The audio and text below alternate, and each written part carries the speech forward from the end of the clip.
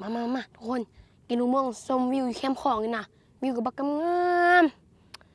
แต่แบบถ้ามีผู้สาวมานั่งนำข้างๆนะคือที่ดีแหละ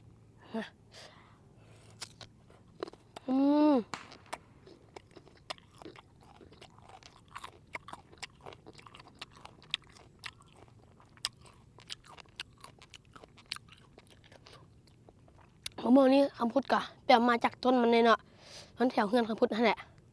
แล้วก็มาปรุงแจ่วแล้วก็เฮ็ดแจ่วมากินดูเฮ็ดน้ำของแบบนี้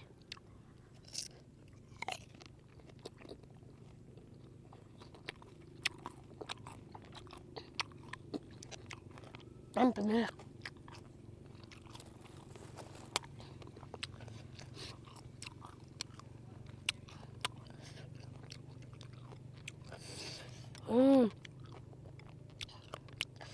คัก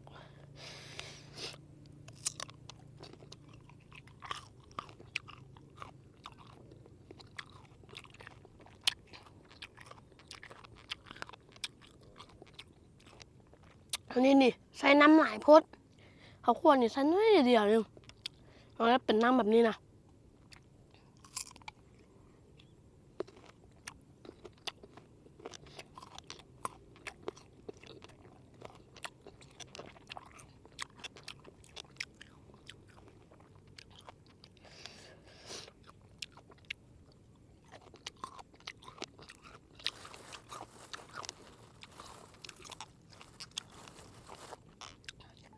วิวกำลังงามไม่เนาะคุณเป็นตอนแรงจะเป็นตกดินมันกำงาม